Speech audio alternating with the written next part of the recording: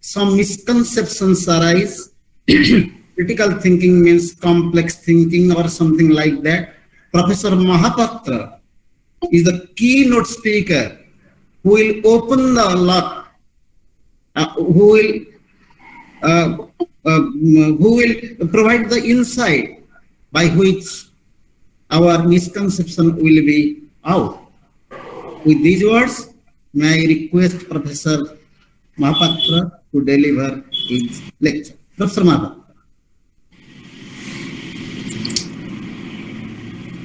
Thank you, Dr. Naik,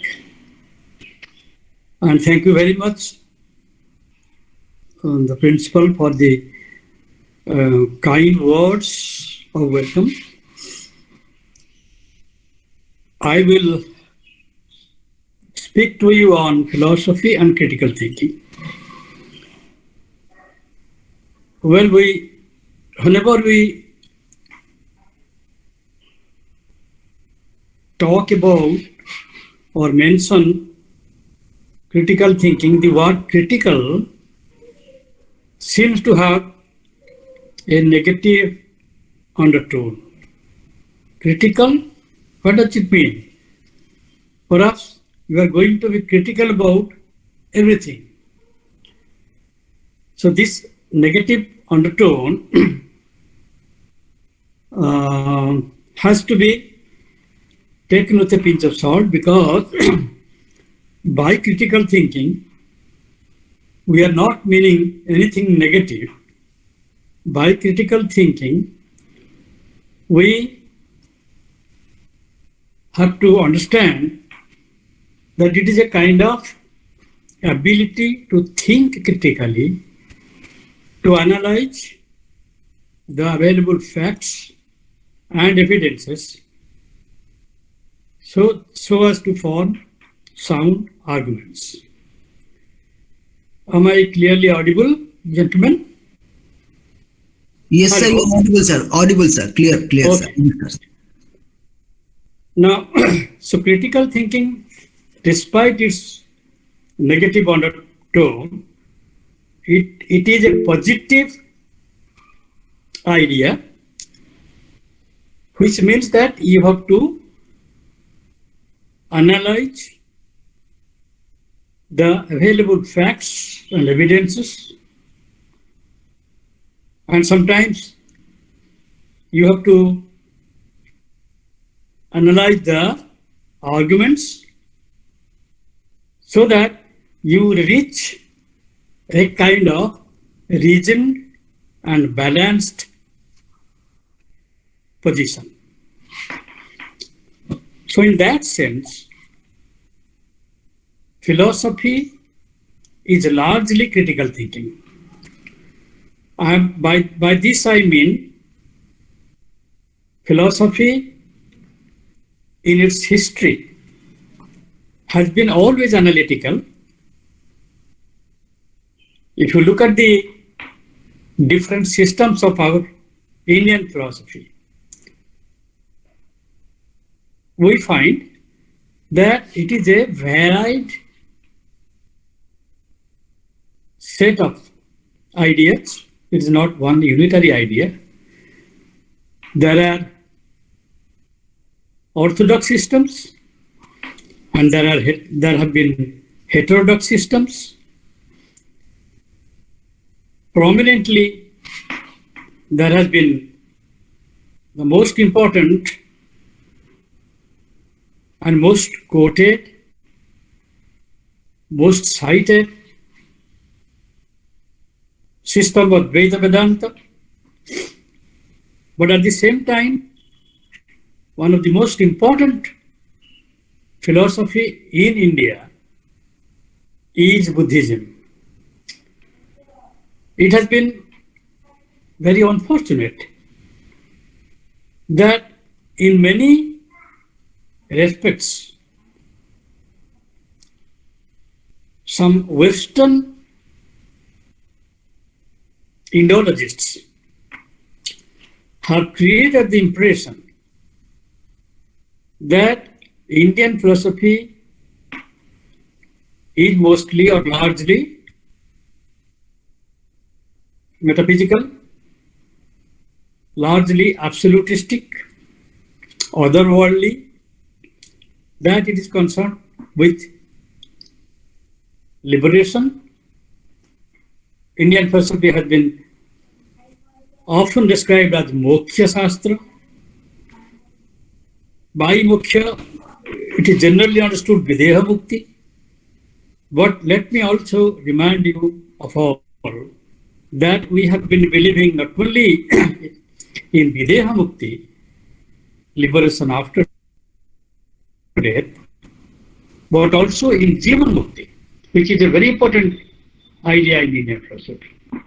But unfortunately, it's because of some recent Western Indologists that this otherworldliness and metaphysicality of Indian philosophy has been overemphasized, and as a result of that, many important philosophers in the West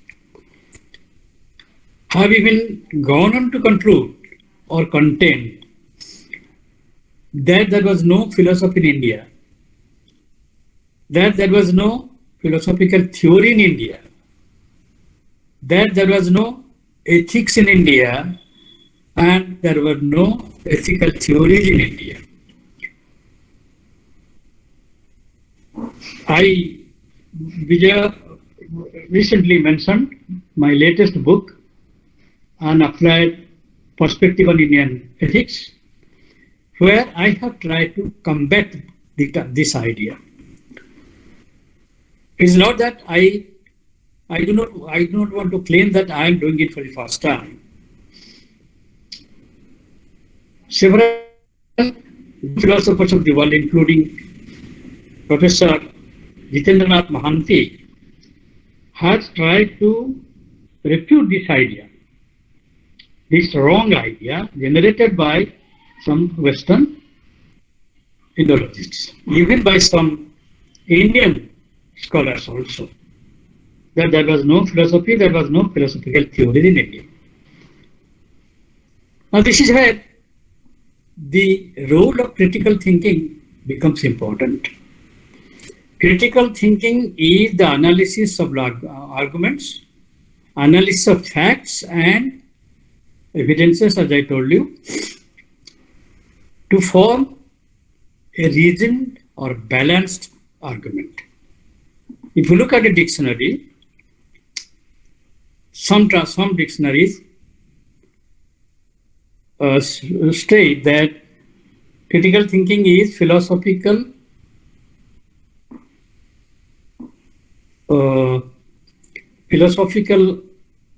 analysis of arguments. Partly true, but partly not just.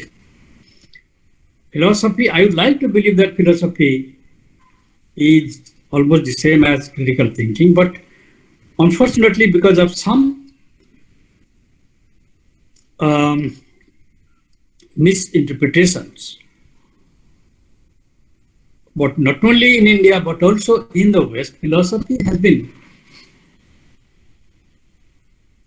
sometimes described as it is the finding of bad arguments for what one believes upon instincts.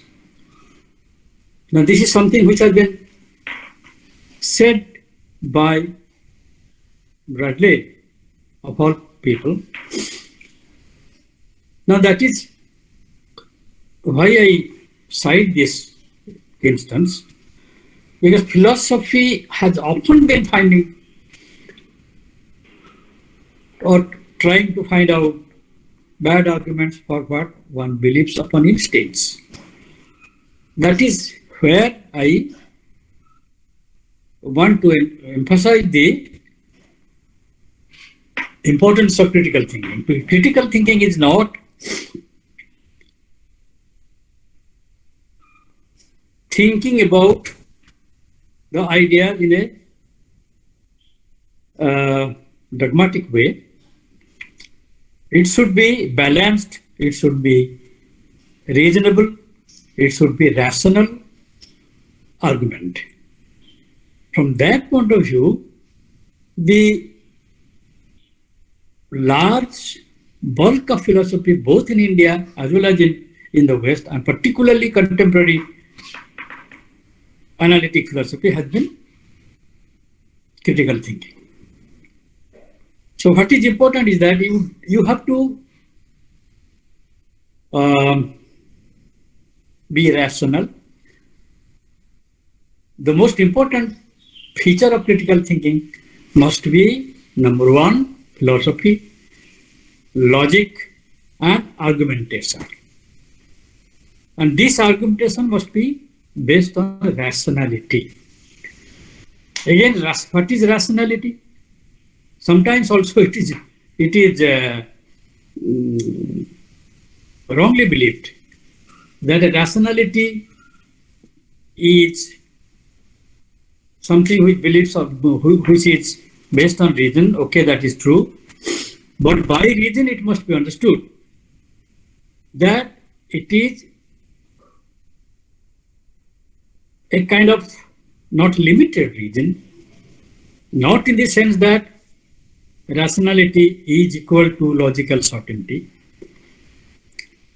Rationality does not mean logical certainty. Reason doesn't mean logical certainty.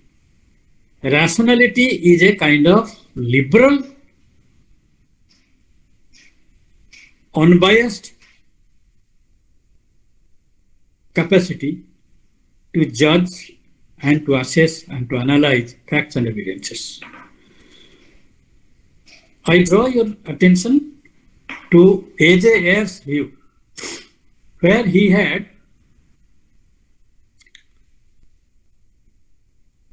conspicuously tried to dissociate reason from logical certainty. Yes, you must be certain, and there can be, and logically necessary certainty is not the only type of certainty. He distinguishes between logical certainty and factual certainty. In the realm of fact, you can also be certain. I cannot be absolutely certain that the sun is going to rise tomorrow. In relation to all matters of fact and facts of science, we can say that we cannot be absolutely certain, but we can be as certain as one ought to be. So Hume was in the other extreme. Hume tried to find out absolute certainty.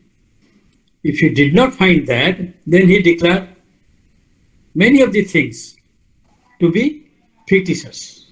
For example, the concept of personal identity, the concept of identity of other things. We believe that we continue to be the same person,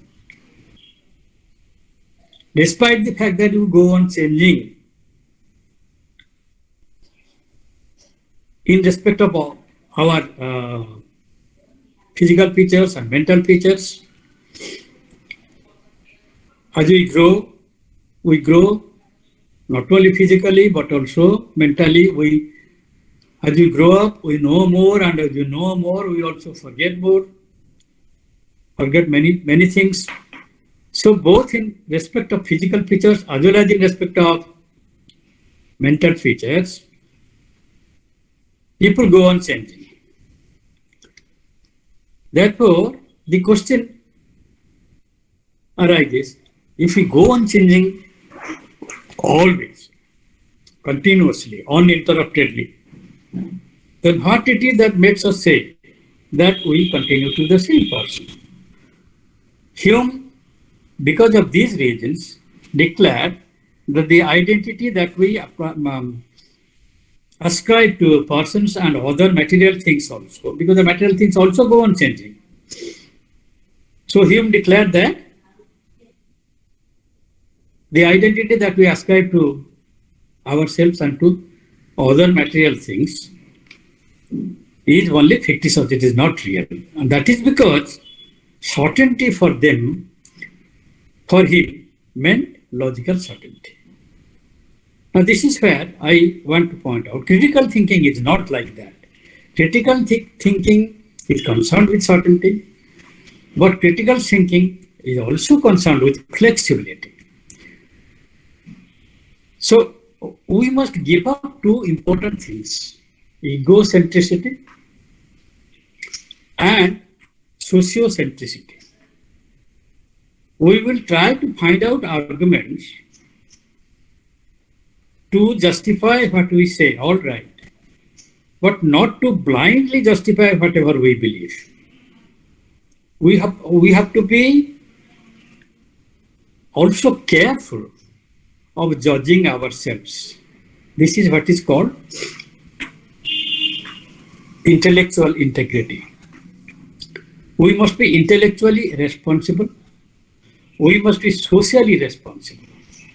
Therefore, we must be flexible in our thinking. So responsible thinking is flexible thinking. Critical thinking, therefore, requires intellectual responsibility, social responsibility, and we must be prepared always to get ourselves free from egocentrism. Not only egocentrism, but also sociocentrism. What is sociocentrism? That this particular practice is a social practice which is our own. Therefore, it must be the right practice. That idea has to be given up.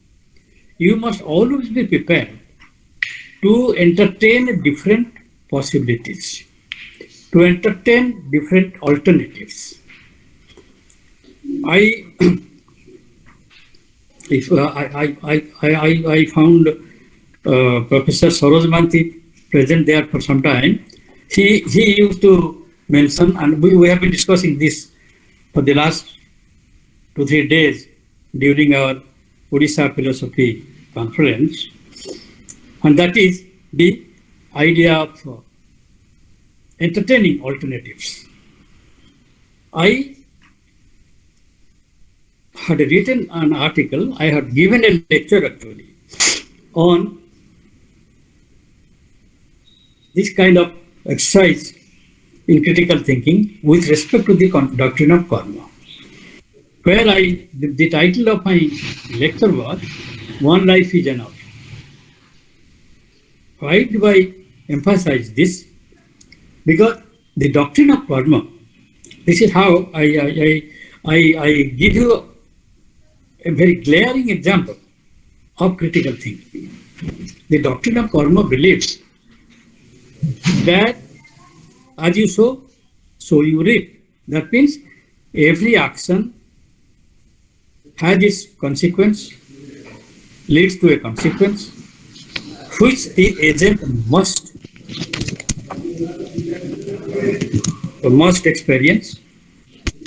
And if he does not experience it in one life, he must experience in some other life. So in this way, the doctrine of karma is logically kind of bound up, has been logically, almost logically bound up with the belief in rebirth. And that is what I have been trying to contest. Because why rebirth? Because rebirth, the belief in rebirth is a belief which cannot be logically sustained. Why not? Because after the physical death of the person, there is physical discontinuity. And in the absence of physical continuity, what is the criterion? What would be the criterion of one's being the same person even after his death? The criterion, if at all we believe in rebirth, the criterion of same person or personal identity would be memory. But then memory independently cannot be a criterion of personal identity, because in order to distinguish between real memory and seeming memory, we have to depend on an independent criteria, an independent basis, which would distinguish between real remembering and seeming remembering, or what is called quasi-memory. And that is physical continuity. So if there is no physical continuity, then we can't be sure that what we remember is the real remembering. Therefore, we cannot be sure that if we remember having done something, we must be the same person who did that thing. So that is why the idea of rebirth being not strongly or strictly logical cannot and should not form the basis of, or cannot be a necessary accompaniment of, the doctrine of karma. So I think, I argue, this is critical thinking, I argue that this is a moral, the law of karma is a moral, is a theory about moral responsibility. All right, we enjoy, we are supposed to enjoy, supposed to suffer from or enjoy the consequences of our actions. So it's a causal law. Every event has a cause. Our actions are events in nature. Therefore, they have some consequence. And these consequences we deserve to experience. But to say that I deserve something does not necessarily mean that I must experience it. Sometimes we may not.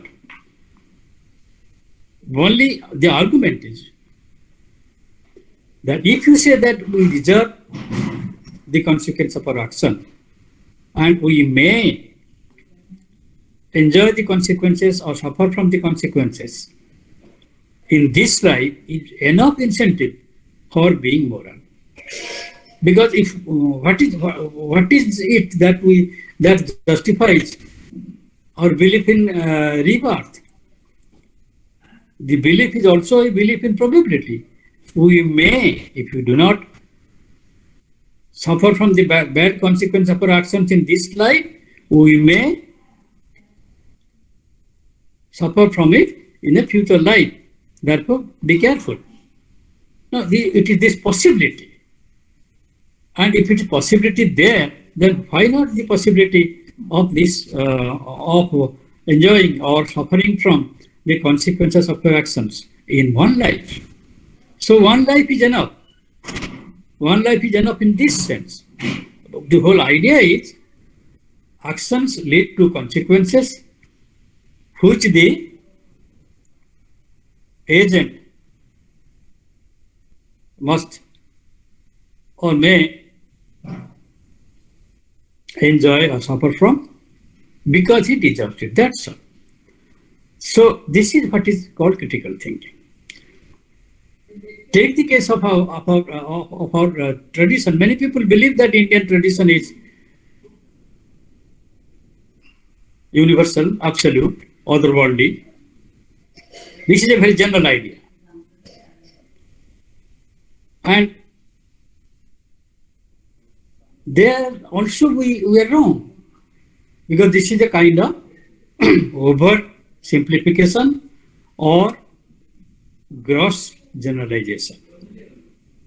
Indian philosophy, Indian tradition, Indian culture has been as much absolutistic as it has been practical. Take the case of Buddhism, but there was no importance of believing in metaphysical truths. Buddha's silence over metaphysical questions is fairly well known. Buddhism therefore is, or Buddhist philosophy therefore is not only but prominently, eminently, it is a grand system of moral codes that is the basic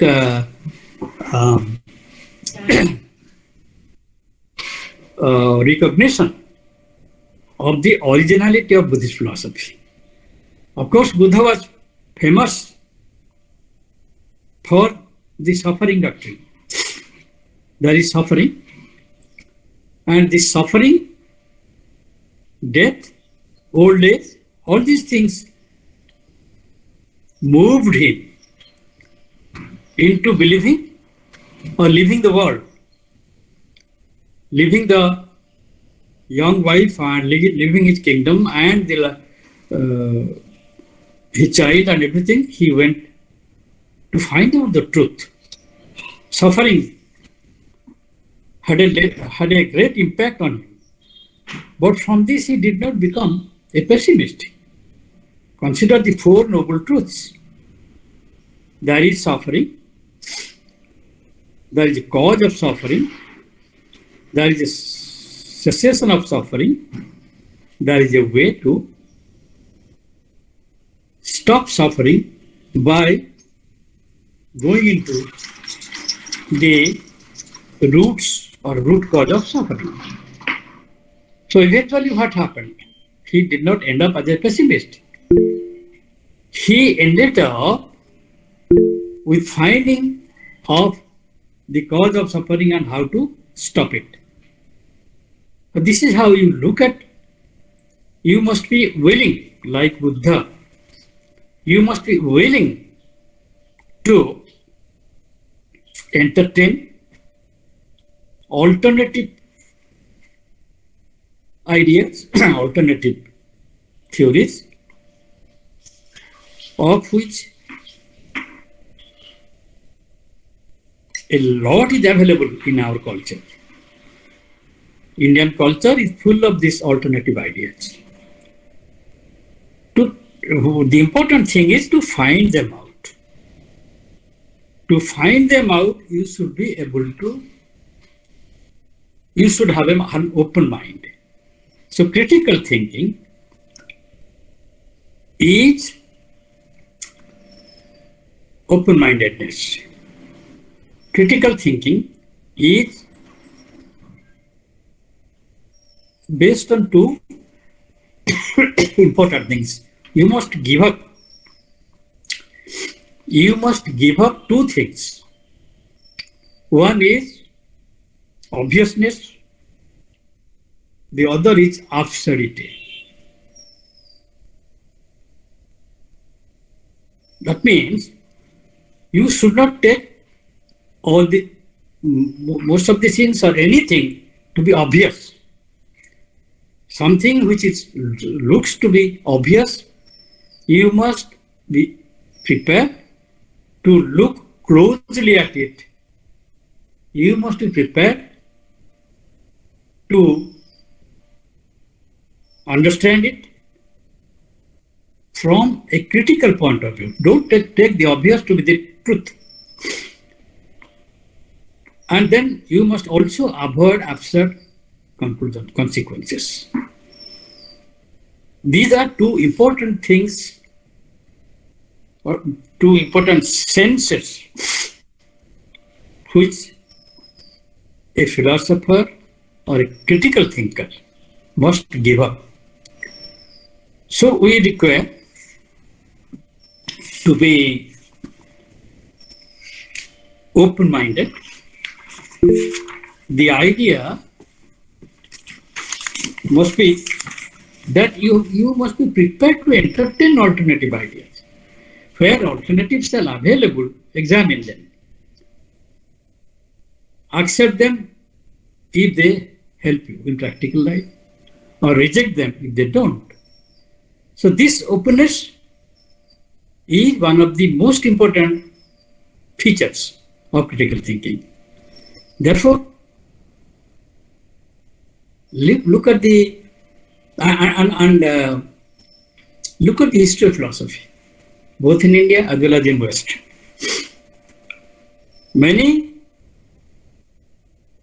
In many cases, it has happened that philosophers have been trying to justify their own views And in order to justify their own views, they have tried to find out arguments. That is what led Bradley to say sometimes.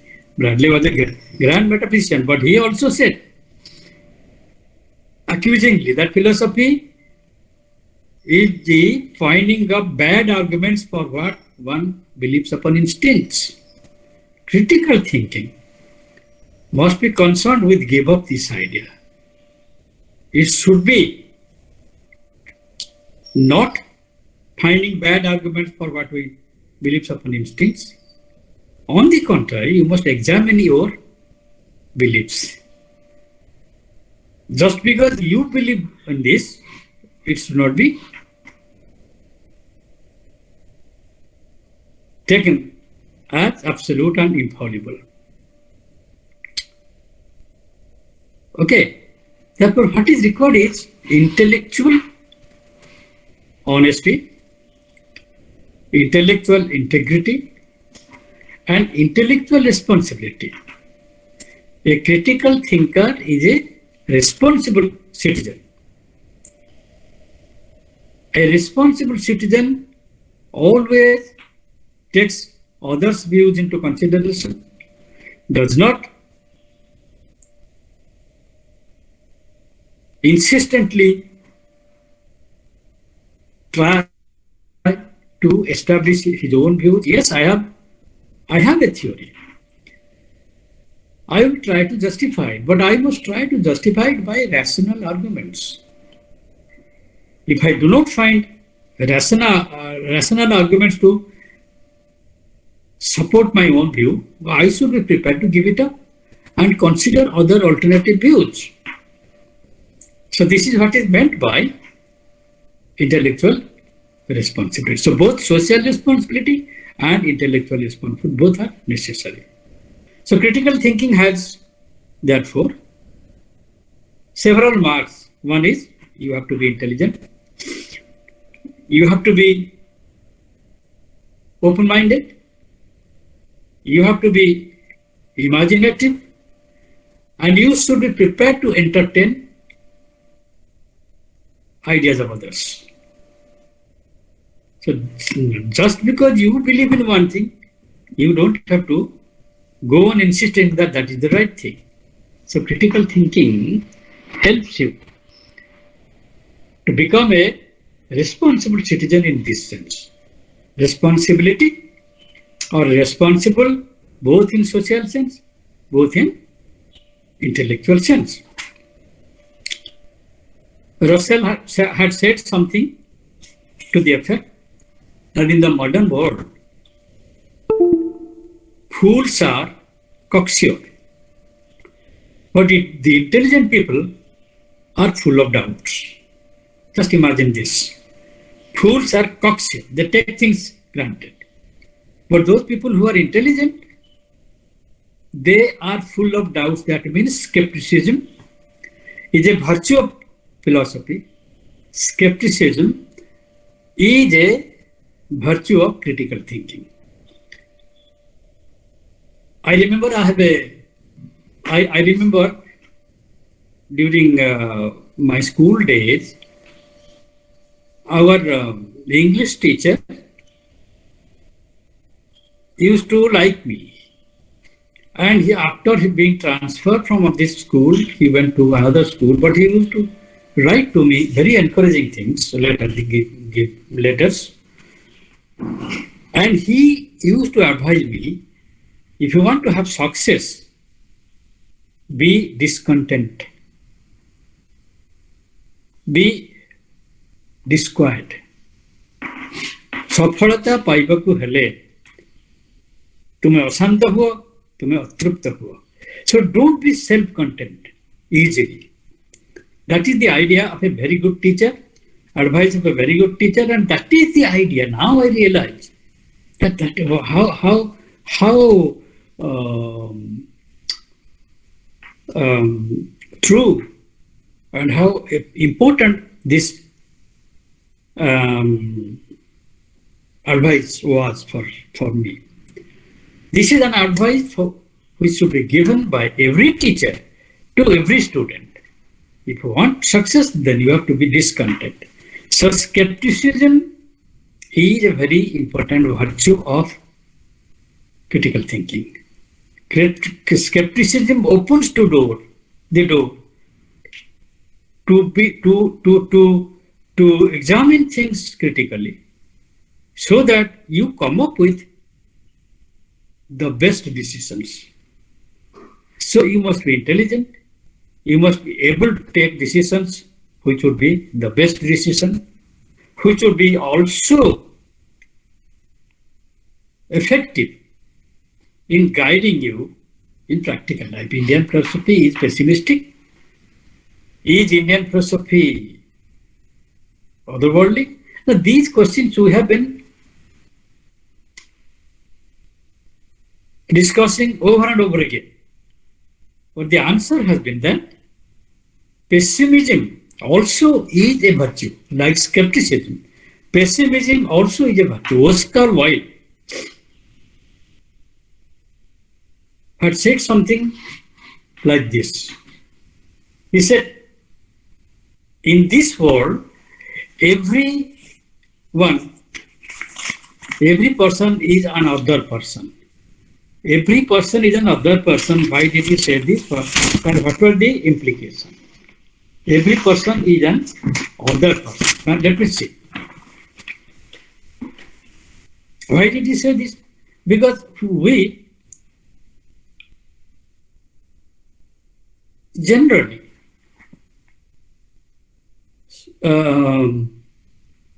tend to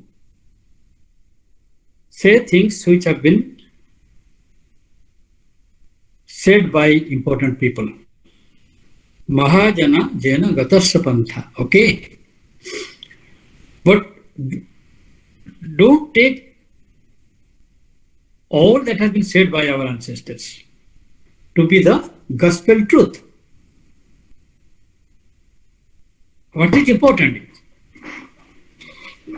that you, Oscar Wilde's point was, when he said that every person is another person, that means he said that every person cites the opinion of another person. His life becomes a mimicry, and he is not himself. What is important for a critical thinker is that you should be yourself. The greatest battle that you are going to fight is the battle to be yourself. Again, to be oneself does not mean to blindly stick to all that you believe. Try to find out that what you believe is based on rational thinking. Rationality does not mean logically necessary things. Rationality means flexibility. Rationality means open-mindedness. Rationality means willingness to entertain alternative ideas. This is critical thinking. Philosophers generally have been doing that. Yes, we are concerned with logic. Philosophy is the mark of distinction of a philosophy over others is that it is concerned with logic, it is concerned with reason, and it is concerned with arguments. And these arguments must be examined. Sometimes also we argue to very bad effects. Your responsibility as responsible citizen must enable you to look at the world in an unbiased, objective manner. Objectivity is an idea which has also misled many people. Because to say that, say for example, moral theories are objective. One sense in which this has been understood is that moral theories are inviolable. A moral principle cannot be violated. under any circumstances. And that is not the case. In every moral principle, what is morality? It grows out of social situations. So it must be able to fit the social context, and you must be able to explain the social situation by means of your arguments. So objectivity does not mean that it must be absolutely inviolable. This absolute cocksureness is something which has been given, which is a mark of the fools, as Russell said. Fools are cocksure, but the intelligent man is full of doubt.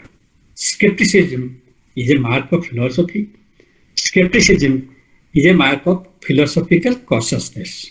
But sometimes philosophical cautiousness is carried too far, so that you become pessimistic, like Hume, who said that the identity that we ascribe to persons and other material things is only a fictitious one.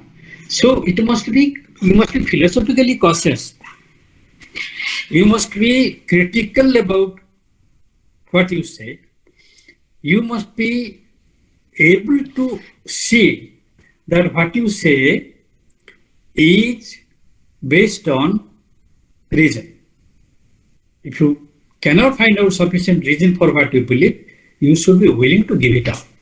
So flexibility, this is intellectual flexibility. So intelligence, flexibility, imaginative. You must be imaginative, because unless you are imaginative, you will not be able to offer alternative explanations, even alternatives to your own views. Critical thinking is like that. Unbiased, objective, all right, objective, unbiased, everything, but then at the same time, you must be prepared that since ethics and morality, they arise out of the social situations, then social situations must be able to, social situations are relevant to not only hold a particular view, but also to mold your own views. Critical thinking is that. Therefore, philosophical examination of arguments is a mark of critical thinking, but look at what Socrates said. Go back to Greek philosophy. Go back to more than 2,500 years, where Socrates, Plato, they became the initiators of Western philosophy. It has been said by many. Someone said that the entire history of philosophy is a footnote to Plato. What was meant by that? Socrates was the greatest philosopher, but he did not write anything. Then why is he called the greatest philosopher? Because he was a great critical thinker. He would go on mixing with common people, ask them probing questions about what they believed, till or eventually those other people were made to see the fallibility of their views. This is critical thinking. Asking questions, asking probing questions to people, so that those people are made to see the fault of their own views. This is the beginning of critical thinking. And Plato, what Socrates did not write, Plato went on writing. And Socratic views, we are familiar, we came to know about Socrates' views from the writings of Plato. That is why it has been said that the entire history of Western philosophy is a footnote to Plato. That is because Plato was giving Plato put into writings in his dialogues. He put into writing all the critical views of Socrates. So this is how philosophy began. So if anybody says philosophy is critical thinking, in a way it would be right, but not the reverse. All critical thinking is not philosophy. Because outside the area of philosophy, there are areas where critical thinking also exists and it helps. People who are concerned with business, people who are concerned with finance, people who are concerned with political organizations, there also it is important to be critical. A successful politician is one who is willing to reflect on his own views, willing to consider the pros and cons of his own ideas, willing to give up his own ideas and modify them in the light of reason, in the light of rationality. And I have already mentioned that rationality and reason is not the same thing as logical certainty. You can be as certain as you can. I have given the example of A.J. Ayer in his Problem of Knowledge. He said that it is irrational to look for certainty where certainty is not available. By that he meant logical certainty. I give another example of a great philosopher. Well, he is my guide, and not because he is my guide I say that he is a great philosopher. He is actually a great philosopher. Even now, active in Oxford. About the idea of existence of God, he said, usually people say that existence of God or belief in God is a kind of dogma. That is called a dogma because it is asserted more often than not without assigning any reason. But this gentleman, this philosopher, had serious arguments to establish or to talk about God or to establish the existence of God. Like I said,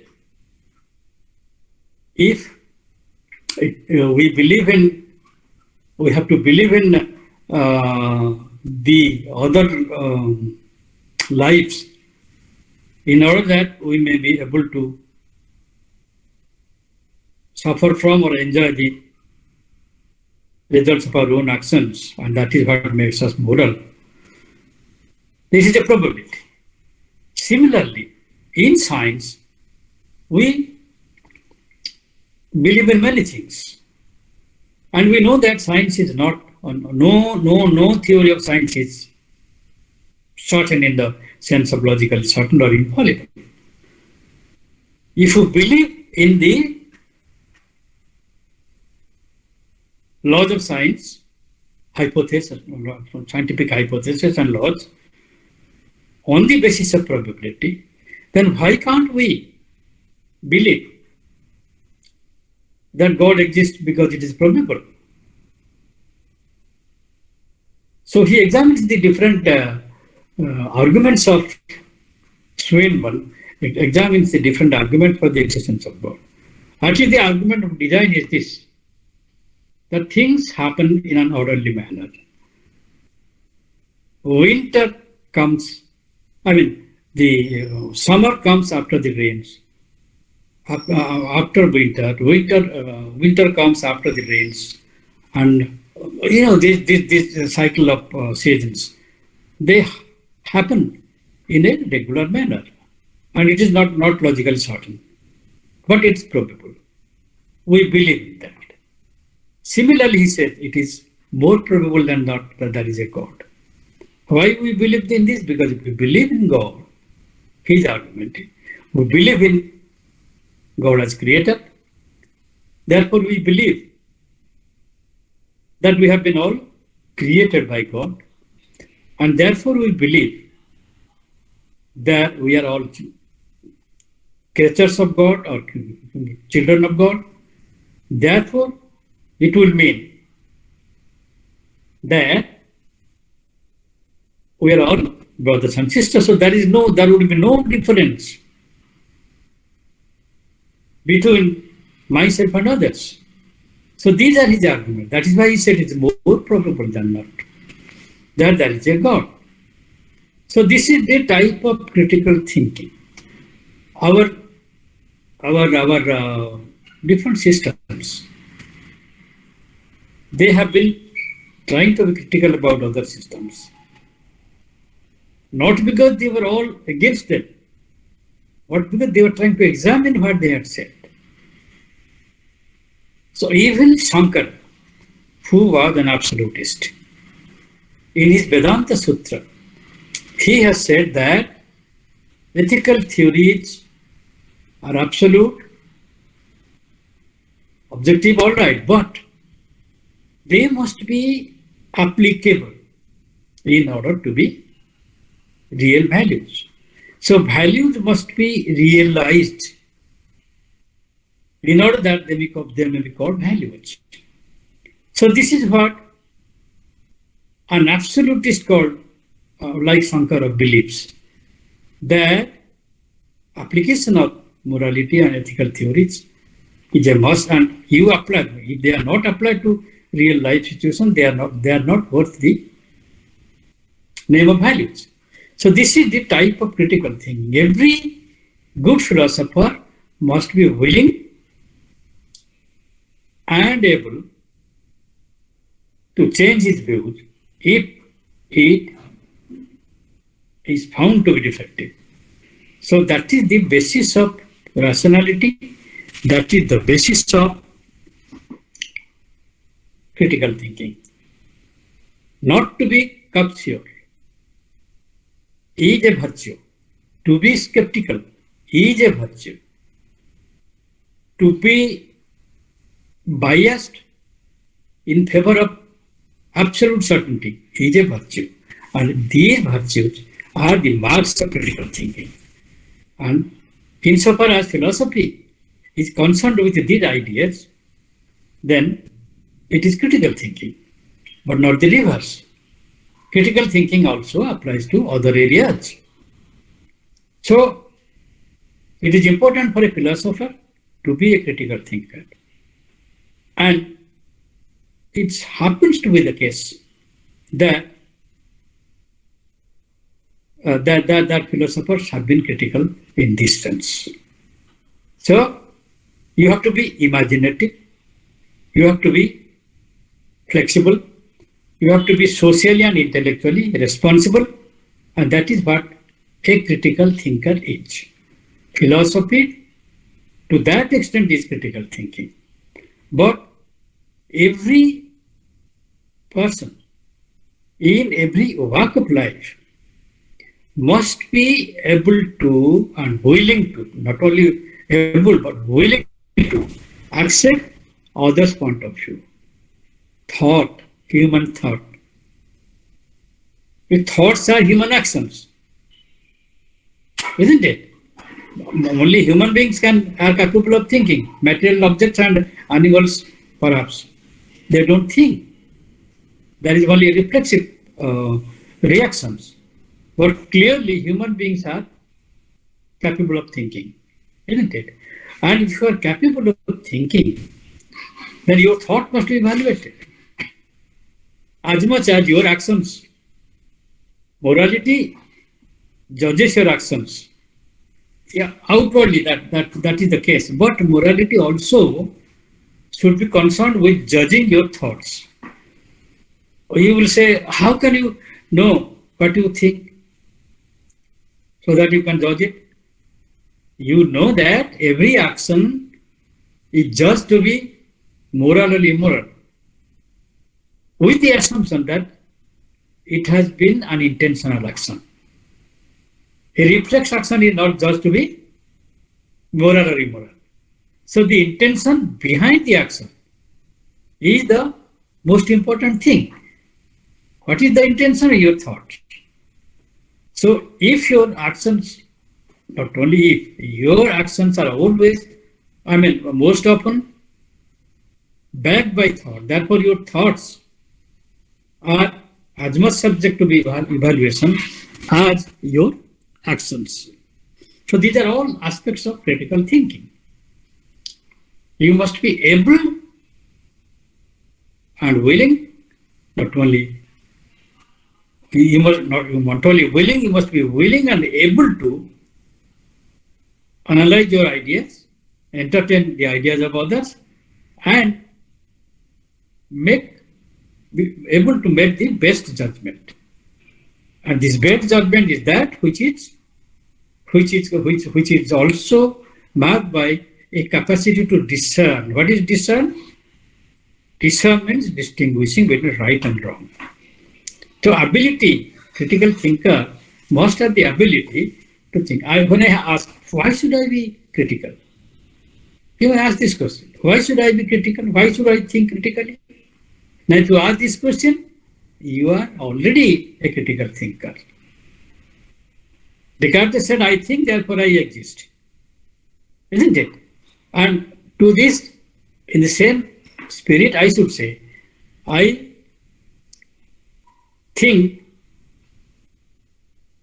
if I think, then I am a critical thinker. You are already thinking. Why should I be moral? Why should I be ethical? Why should I do this? Why should I do that? These are questions which are asking for reasons. And these are the questions which presuppose, which clearly say that you are a critical thinker. So to be a critical thinker is a mark of a responsible human being, responsible thinker. And that means we should not take things for granted. We should not be absolutely cocksure. Anybody, Mark Twain is a very important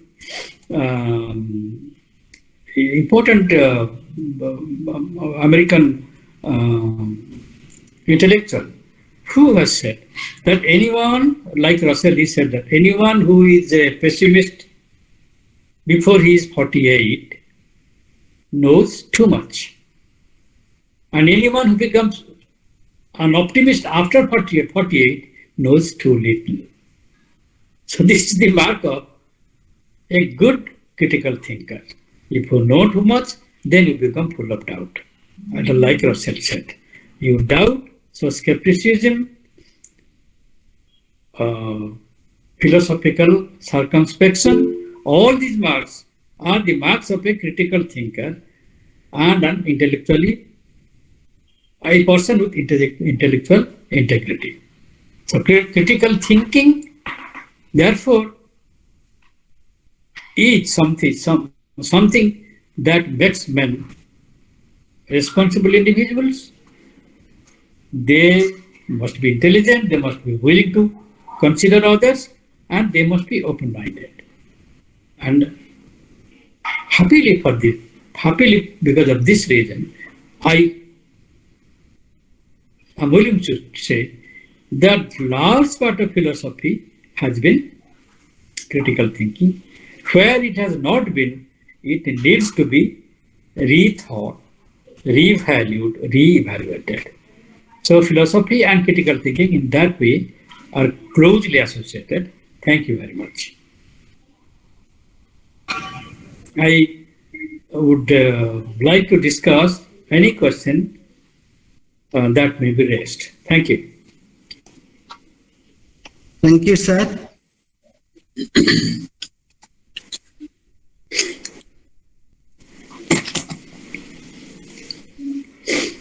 Sir, please unmute, sir. Sir, please unmute. Sir, please unmute. Yes. Can you not hear me? Thank you, sir. Thank you, sir, for your lucid and thought-provoking words, which needs no explanation. Really, your thought, your lecture is an asset for my students and the participants and for research scholars. It is a light to proceed accordingly, for which philosophy would prosper. Really, you have proved that you are the teacher of teachers. With these words, I again express my gratitude to you, sir. There are a number of questions in the chat box. I think that session will be started after the second lecture is over. It will be, I think, better. There are a number of questions. Okay. Okay, sir. Now I request Dr. Regard. Professor Mahant. Thank you, sir, for these opportunities.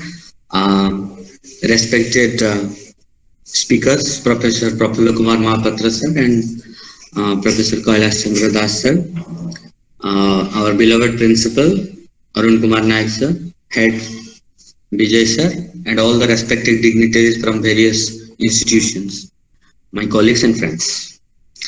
First, we shall all respond to Professor P.K. Mohapatra's deliverance.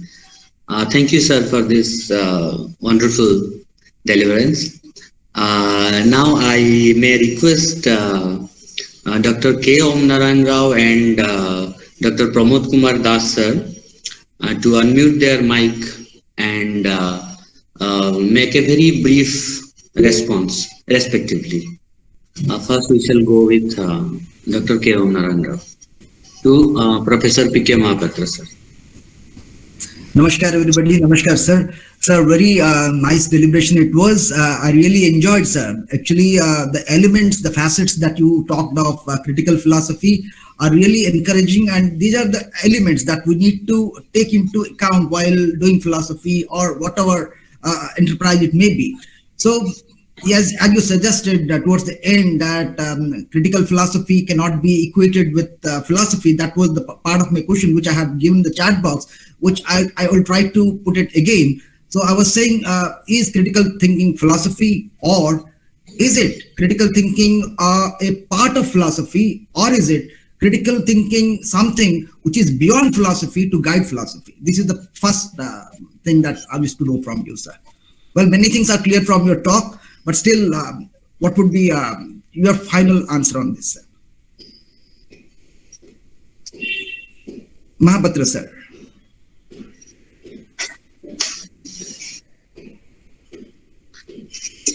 Sir, unmute your mic, sir. Professor Mohapatra, sir. Please. Yes, sorry. Om asks, if I understand him, is critical thinking a part of philosophy? Or can you say it again, Om? I was trying to see, actually towards the end you did suggest that critical thinking is not exactly philosophy because it belongs to other domains too. So somehow my initial part of the question is somehow resolved, wherein I said, is critical thinking philosophy, or is critical thinking something of a sort of tool within the purview of philosophy, or is it critical thinking something beyond philosophy to guide philosophy? So these are the three things, and which of the positions you do suggest? Okay. I have been trying to say that philosophy is critical thinking, but critical thinking also occurs and is taken resort to in other areas, like I have mentioned. Even in ordinary life also, critical thinking, you don't have to be a philosopher. If you are concerned with management, how to manage it properly to the best effect. If you are concerned with finance, then critical thinking is necessary there also to enable you to organize financial matters effectively. So, in that sense, I did not want to say that philosophy and critical thinking are overlapping with each other. Philosophy is critical thinking, but the scope of critical thinking is also relevant in other areas. That is what I want to say. Okay? Dr. Pramod Kumar Das, sir, please. Yes, Pramod. Thank you, sir. Thank you. Thank you, sir. Namaskar. Sir, pranam, sir. Am I audible? Yes, sir, you are audible. Yes. I enjoyed both the talks by my revered teacher, Professor Prafulla Kumar Mohapatra, sir, and Dr. Kailash Chandra Das, sir.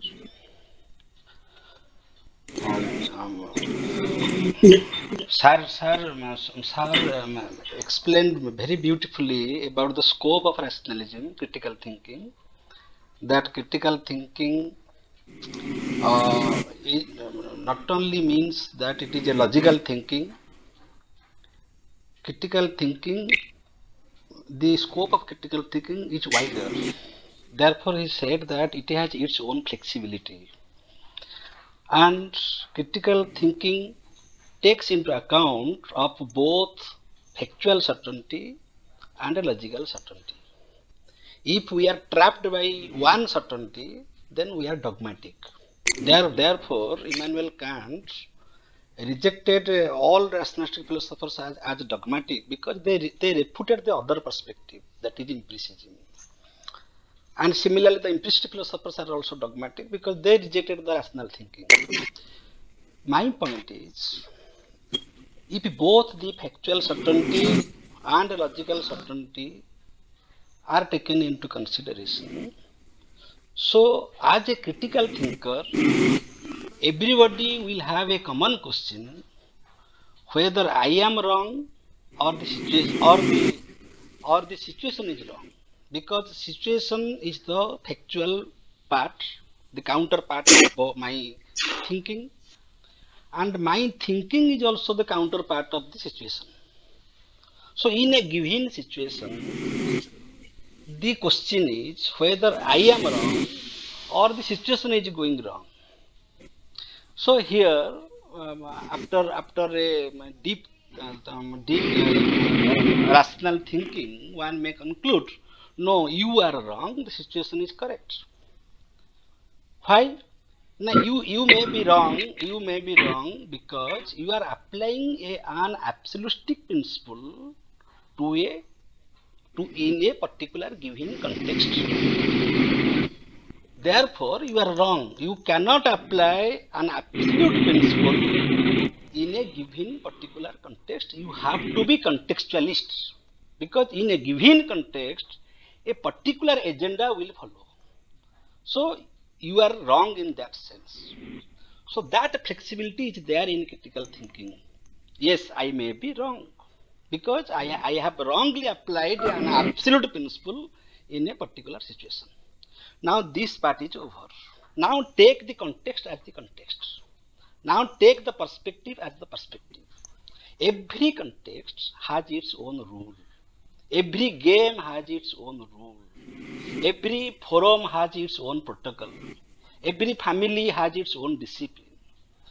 So in a given context, it is wrong to apply the absolute principle, but it is not wrong to apply the principle that is applicable to that context. So flexibility has its own end. Flexibility has its own an end. After that end, the elasticity will fail to be flexible. So my question is, in a given context, if the prescribed rules are not followed, then our rational thinking, our critical thinking is only freezed in a refrigerator. We are mere spectacles of the situation. Draupadi Vastrahana is the best example. It was not there in the contract of a game that if you will win, then you will nude my wife or our wives. Even if it is the wife of Duryodhana, an old man cannot be nuded in an assembly. Therefore, whenever I am repeating, just taking 1 minute because I am asking a very important question.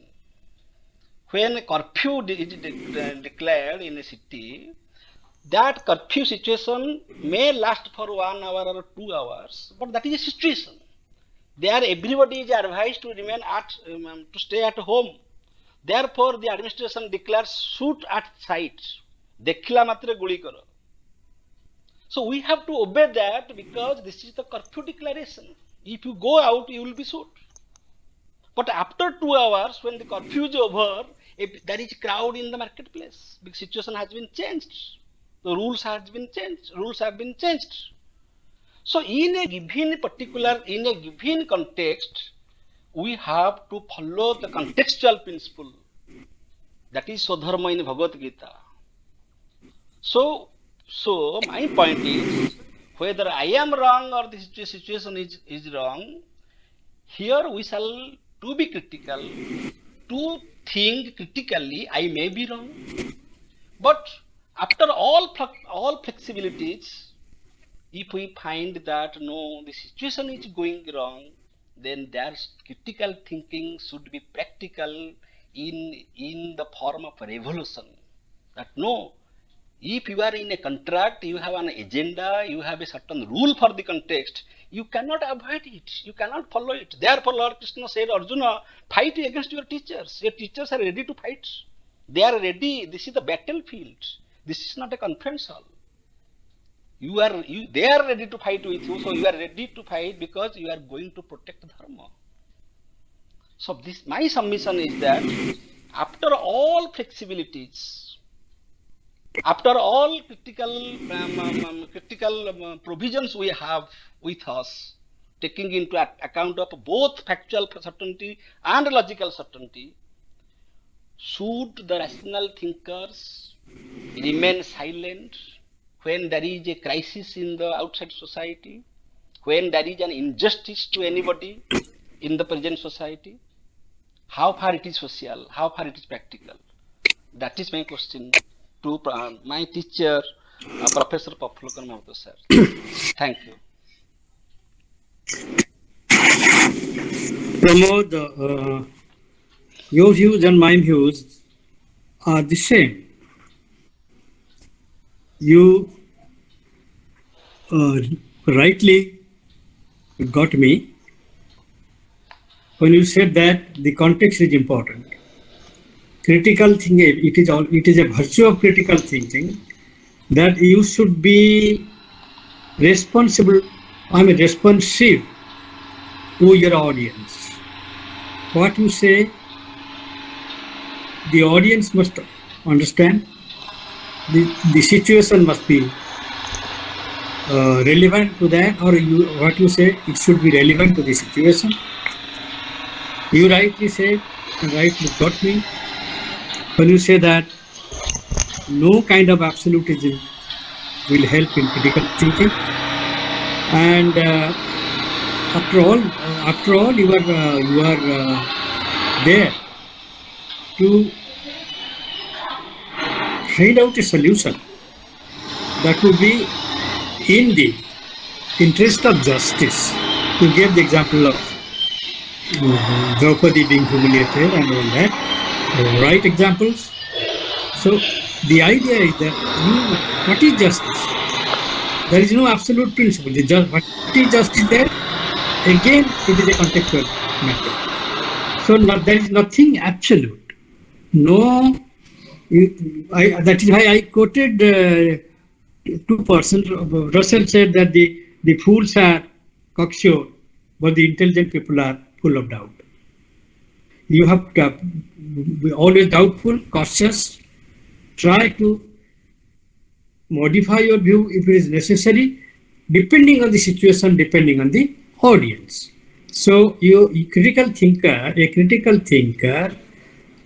must be responsible to its audience, must be also alive to the nature of the situation, which decides what is good, which decides what is just, and then you conform to justice there and conform to justice, conform to truth there. Truth, goodness, justice, they are not absolute. That is the mark of critical thinking. None of these things are absolute. You have to take the context into consideration. Okay. Pramod. Thank you, sir. Now, one of our third year student, Ranjita Muduli, has raised her hands. So, Ranjita, please ask your queries first.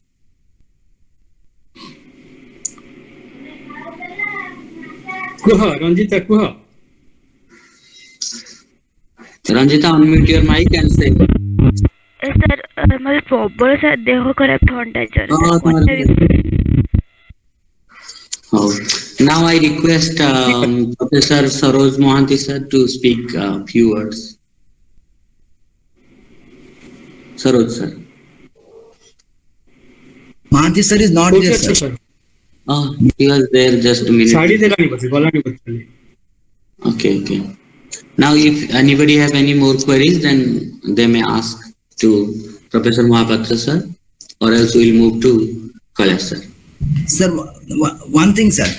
Sir, very rightly taking a parallel from Descartes, you said, I think, therefore I am, and taking that parallel, you put forth an assertion, I'm an open thinker, so I am a critical thinker. So put some light on this, sir. I'm an open thinker, so I'm a critical thinker.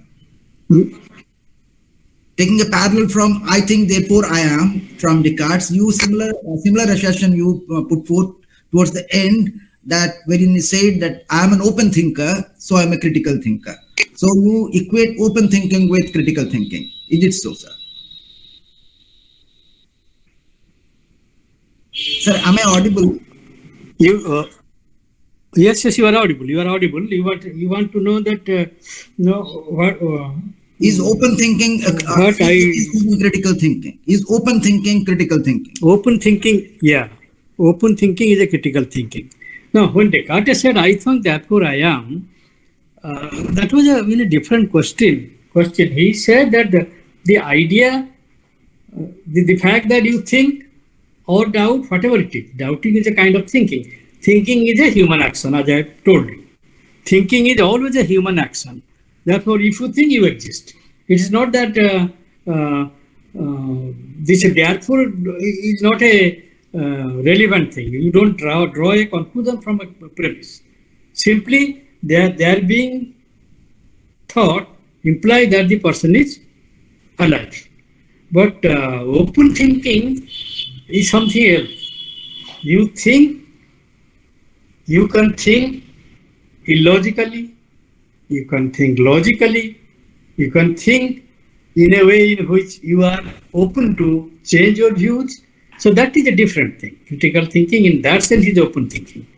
And Descartes' idea of I think, therefore I am belongs to a different area altogether. Okay. So, sir, what I mean to say here is open to, as you said, that not from a perspective, we should be open to alternative perspectives. So we are open to, our thinking is open to alternative perspectives. So taking the different perspectives, we frame a ground for certain, as you said, for the ground for intellectual and social responsibility. And that accounts to what you say is critical thinking. Mm-hmm. That's the position that I want to have there, sir. That is the position. Open. You are open means you are open to entertain any idea, provided that sounds reasonable. You are also open to reject your own idea if it is found to be irrational from any point of view. Openness is that. Okay. Thank you, sir. Thank you. Okay.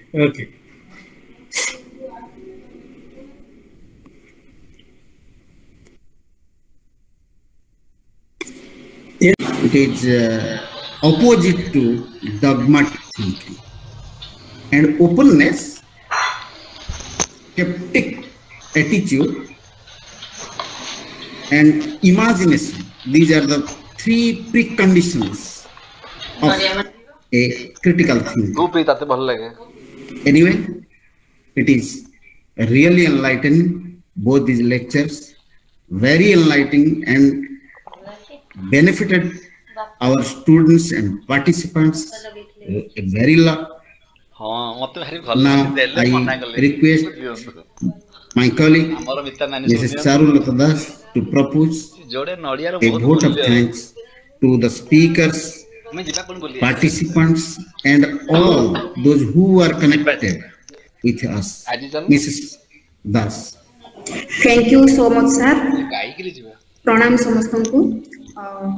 Esteemed Professor, College sir, respected sirs and madam present here, my dear students. I deem a great pleasure of my privilege to propose vote of thanks and acknowledge to the contribution of all who are eagerly to mark this webinar successful.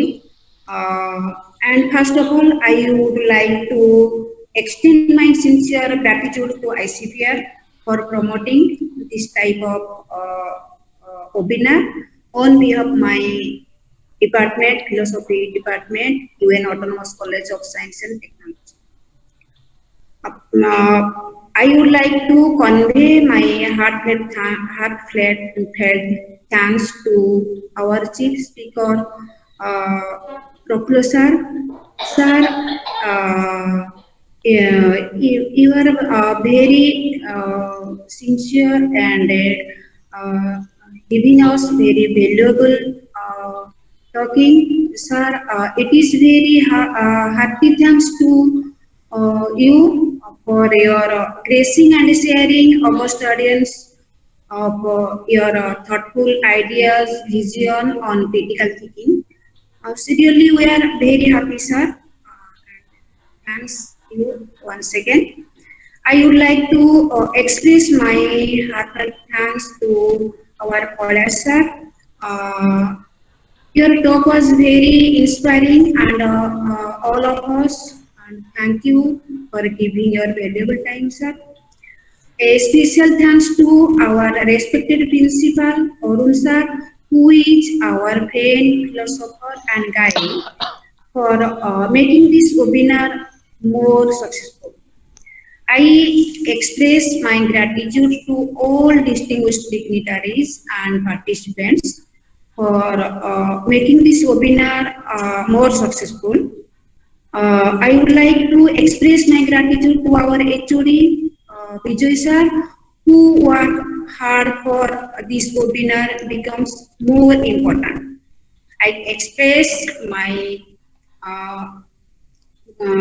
thanks to my colleagues, Jagannath sir, for questionnaire session, and I express my thanks to Antarjami Vinita madam for a benign presence here, and last but not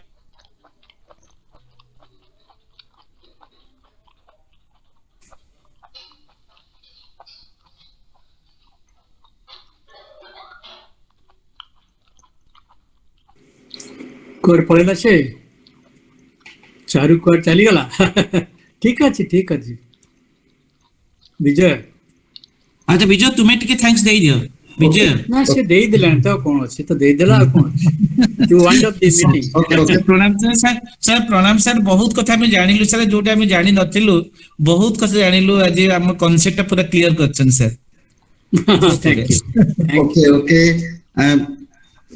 all the participants and speakers as well as to ICPR, I express my gratitude, and the participants who make the webinar enlightening, they are also thankful.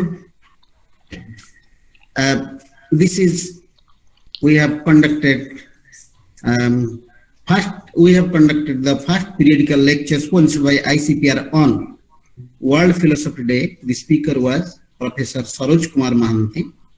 He delivered his lecture on a thought experiment. Today, the first speaker was Prafulla Kumar Mohapatra. He delivered on critical thinking, philosophy, everything. Third speaker, Dr. Kailash Chandra Das, very nicely reflected his thought, how it is relevant not only social but in every aspects of life, which is reflected in the writings of Professor Mohapatra in his book. Let me conclude my speech that we are really fortunate because education policy of Government of India, National Education Policy 2020, highlights this concept, critical thinking, that should be developed among students, among the youth, for the real development of the country. So, with these words, I think this is my perception that we have really done the job by inviting such speakers to this department through webinars. I am really thankful to you all, and pranam to all my teachers and participants. Thank you, sir. Now the meeting is closed. Thank you. Thank you very much. Thank you, all of you. Thank you. Thank you. Thank you, I sir. have enjoyed Sir, speaking to namaskar. you. Thank you. Sir, namaskar.